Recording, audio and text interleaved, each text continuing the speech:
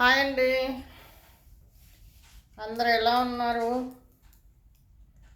Lunch అయిపోయిందా? Dinner అయ్యే వాళ్ళకు డిన్నర్, లంచ్ అయ్యే వాళ్ళకు లంచ్, బ్రేక్ఫాస్ట్ అయ్యే వాళ్ళకు బ్రేక్ఫాస్ట్ అయిపోయిందా అందరిది?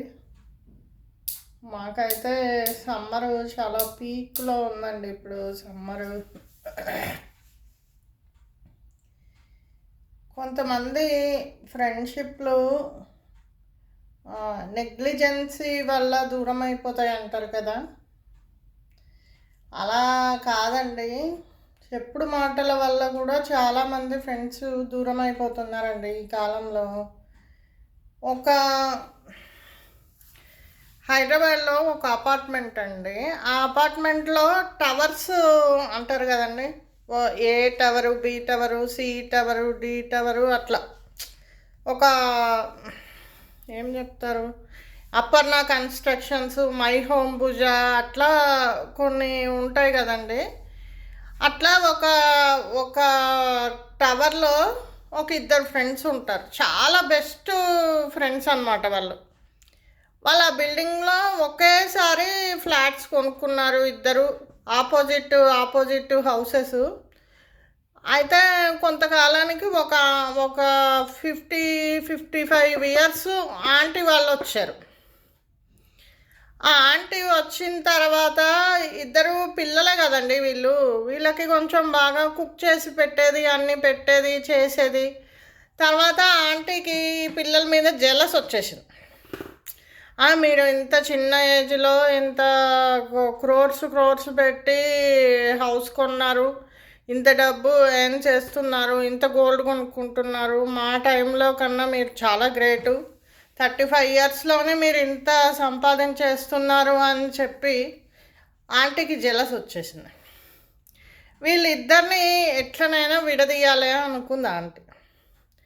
అయితే ఏమైంది, ఆంటీకి ఒకసారి యూట్రస్ ప్రాబ్లం వచ్చి యూట్రస్ రిమూవ్ చేశారు. యూట్రస్ రిమూవ్ చేస్తే అప్పుడు బ్లడ్ కావాల్సి వచ్చింది. వీళ్ళిద్దరే వెళ్ళిపోయి హాస్పిటల్లో ఉన్నారు, ఇద్దరు పిల్లలే. 2-3 months ఆంటీకి కుక్ చేసి పెట్టడము, ఇంట్లో హౌస్ కీపింగ్ పనులు చేయడము అన్నీ చేశారు. కానీ ఆంటీ ఏం చేశారు, వీళ్ళకి రిటర్న్ గిఫ్ట్ వీళ్ళిద్దరి మీద ఒకరికి నెగిటివ్ కామెంట్స్ చెప్పి వీళ్ళిద్దరిని డివైడ్ చేశారు. అది ఆంటీ వీళ్ళిద్దరికి ఇచ్చిన గిఫ్ట్. ఎవరైనా ఫ్రెండ్స్, మీరు ఎప్పటి నుంచో ఫ్రెండ్స్గా ఉన్నప్పుడు మధ్యలో వచ్చిన వాళ్ళ మాటలు మీరు పట్టించుకోవద్దు. ఒకవేళ వాళ్ళు చెప్పినా కానీ మీరు ఎమ్మటే నెక్స్ట్ డేనో వాళ్ళు చెప్పంగానే ఎమ్మటే వెళ్ళిపోయి ఏ పర్సన్ అయితే చెప్పారో మీరు ఆ పర్సన్ దగ్గరికి వెళ్ళిపోయి ఫేస్ టు ఫేస్ మాట్లాడండి. అప్పుడు ఎప్పుడు మీ ఫ్రెండ్షిప్ కట్ అవ్వదు. మీరు ఎప్పుడూ ఫ్రెండ్స్ని కోల్పోవాల్సిన అవసరం రాదు. చూసారా, ఆ ఆంటీకి కొంచెం కూడా ఒక కట్టసి లేకుండా చిన్న పిల్లల్ని ఒకరి మీద ఒకరికి నెగిటివ్ కామెంట్స్ చెప్పి ఆంటీ డివైడ్ చేశారు. ఎంత బ్యాడ్ అండి అది. 55 years ఆంటీ పిల్లల మీద ఎందుకండి జెలస్? మరి వాళ్ళ అబ్బాయి కూడా యూఎస్కి వెళ్ళిపోయి సంపాదిస్తున్నారు కదా. ఈ పిల్లలు అడిగారా, మా హస్బెండ్స్ కన్నా మీ బాబు చిన్నోడని అడగలేదు కదా. ఎందుకంత జెలస్ ఆంటీకి? అది ఈ రీసెంట్గా నాకు చెప్పిందండి మా ఫ్రెండ్. వాళ్ళు ఒక టవర్లో ఉంటారు, ఆ బిల్డింగ్ పేరు కూడా ఏదో చెప్పిందండి, నాకు అంత గుర్తులేదు. సేమ్ ఇట్లనే ఈ మై హోమ్ భుజ, వాసవి వాటిలాగా టవర్స్ అవి.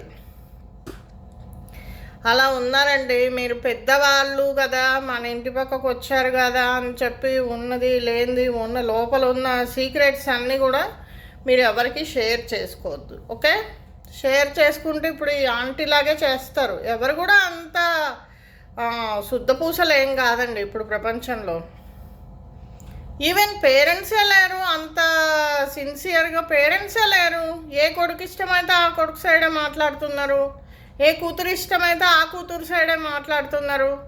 అంత సిన్సియర్గా ఎవరు లేరండి. మీరు ఎవరికి నమ్మాల్సిన అవసరం లేదు. మీకు ఎవరైనా ఇట్లా నెగిటివ్ కామెంట్స్ ఇచ్చినా కానీ మీరు ఎమ్మటే వెళ్ళిపోయి ఫేస్ టు ఫేస్ అడిగేయండి. ఆ- ఆ ఆ క్వశ్చన్కి అప్పుడే ఆన్సర్ మీకు దొరుకుద్ది.